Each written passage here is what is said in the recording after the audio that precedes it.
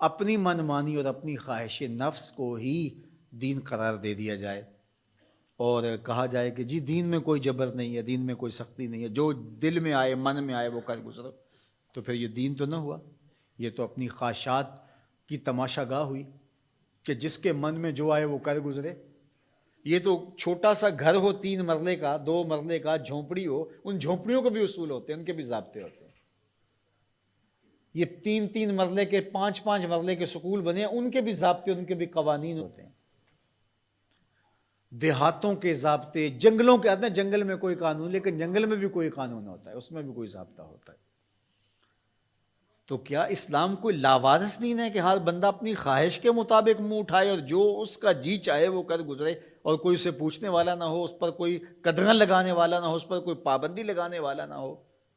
یہ کوئی لاوارث دین ہے؟ اس دین کی بنیادوں میں صحابہ اور اہل بیت کا خون ہے، خود رسالت مآب کا خون ہے اس کی بنیادوں میں، تو یہ کوئی لاوارث دین نہیں ہے۔ تو یہ تشریح خود ساختہ ہے، لا اکراہ فی الدین کا مفہوم، کہ دین میں جی کوئی جبر نہیں ہے۔ جبر سے یہاں مراد جو ہے وہ دین لانے میں کسی کو مجبور نہیں کیا جائے گا، باقی جب دین کوئی قبول کر چکا ہے تو پھر اس کے ضابطے، اس کے قوانین اس کو اختیار کرنے پڑیں گے۔ آپ 15 دن کے لیے وزٹ ویزے پہ کسی ملک میں جاتے ہیں اور آپ ان سے 100% اختلاف بھی رکھتے ہو، ان کے مخالفین میں آپ کا نام سر فہرست بھی آتا ہو، ان کے شہری نہیں ہیں آپ، لیکن 15 دن کے لیے آپ وہاں گئے تو وہاں لینڈ کرنے سے لے کر واپس آنے تک ان کے قوانین کے مطابق آپ پابند ہوں گے اپنی زندگی کو ڈھالنے کے۔ تو یار ایک ملک جو دنیا کے کسی گوشے میں ہے اور اس کے بنائے ہوئے انسانوں کے قوانین، آپ وزٹ کے لیے وہاں جاتے ہیں تو وہاں بھی آپ کو پابند ہونا پڑے گا۔ تو جس دین کو دل اور روح نے قبول کیا ہے اس کے ضابطے کیا قبول ہی نہیں کیے جائیں گے؟ منمانی اور خواہشات کی دنیا میں آباد رہ کے زندگی گزاریں گے تو پھر دین تو نہ ہوا۔ دین تو اپنی خواہشات کی قربانی کا نام ہے، اپنی آرزوؤں کو قربان۔ اسلام کا کیا معنی ہے؟ گردن نہادن، فارسی میں تسلیم کردن، سر تسلیم خم کر دینے کو اسلام کہتے ہیں۔ اسلام ماننے کا نام ہے۔ اسلام کے جو احکامات ہیں، ہمارے نفس پہ شاک بھی ہوں گے، ظاہر ہے کہ بہت ساری چیزیں ہوتی ہیں نفس پہ شاک ہوتی ہیں، لیکن جو قوانین اور ضابطے دیے جاتے ہیں اس کے جو انتہائی فوائد ہیں ان پہ نظر رکھی جاتی ہے۔ آپ بچے چھوڑنے جا رہے ہیں اسکول میں اور آپ نے دفتر فیکٹری کہیں پہنچنا بھی ہے تو وہاں آپ کو 60 سیکنڈ کے لیے اشارے پہ رکنا پڑا تو آپ بڑے بے چین ہیں کہ پہلے ہی تاخیر ہو گئی، اب واپس میں نے آنا بھی ہے اور فیکٹری بھی جانا ہے اور بچے کو بھی اسکول پہ وقت چھوڑنا ہے اور مجھے یہاں 1 منٹ تک رکنا پڑے گا، لیکن آپ کو رکنا پڑے گا، آپ پابند ہیں رکنے کے۔ جنہوں نے یہ قانون و ضابطہ بنایا ہے وہ جانتے ہیں اگر ایسا نہ کیا جائے تو پھر یہ ٹکراؤ ہو، یہ تو اب 1 منٹ تاخیر سے پہنچیں گے، پھر یہ پہنچ نہیں پائیں گے، یہ یہاں سیدھا ہاسپٹل پہنچیں گے۔ اس لیے انہوں نے قانون بنایا ہی اس لیے ہے تمہارے فائدے کے لیے۔ تو شاک تو ہے نفس کے اوپر، لیکن تمہاری زندگی کی حفاظت کا ضامن ہے یہ قانون۔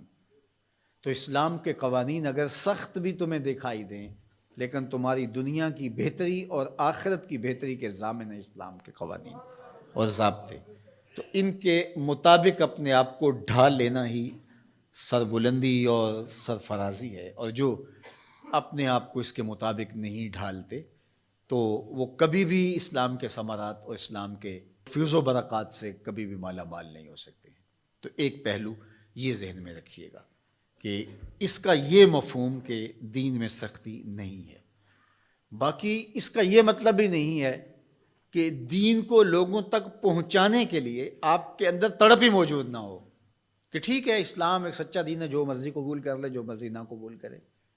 یہ اختیار ضرور دیا گیا ہے، لیکن میری اور آپ کی یہ انتہائی کوشش ہونی چاہیے کہ جس سے ہم محبت کرتے ہیں اس کی ہدایت کے لیے کوشاں ہوں اور اس کو خوبصورت دلائل کے ذریعے سے دین کی طرف راغب کریں، اور یہ پیغمبروں کی زندگی تھی۔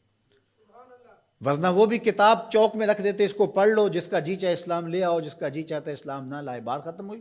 یا ایک مرتبہ کسی مجمع میں اعلان کر دیتے کافی، لیکن ایسا نہیں ہوتا، انہوں نے اپنی زندگیاں لگا دی، لوگوں کے سخت رویوں کے باوجود اپنی زندگیاں لگا دی۔ تو ہماری تو یہ آرزو ہونی چاہیے پوری کائنات گیت ہی حضور کے گائے، ہماری یہ تمنا ہونی چاہیے، ہماری یہ آرزو ہونی چاہیے۔ تو میں تو خطبہ سے اپنے یہاں پڑھنے پڑھانے والے سب کو کہتا ہوں کہ اپنی دعوت کا جو پیرایا ہے اس کو ذرا وسیع کرو. آپ اس انداز سے دین کی بات کرو کہ تمہاری بات دنیا کے تمام طبقات کو قابل قبول ہو. اور انشاءاللہ وہ وقت آئے گا. صحیح حدیث میں لکھا ہے, طے شدہ امر ہے کہ ایک وقت آئے گا کہ پوری دنیا کے اوپر جھنڈا صرف میرے حضور کا ہوگا. پوری دنیا کے اوپر. ہم نہ دیکھ سکے تو ہماری نسلیں ضرور دیکھیں گی انشاءاللہ. اور وہ وقت آ کے رہے گا اور وہ شانیں ظہور پذیر ہوں گی اور گلی گلی حضور کے نام کا چراغاں ہوگا.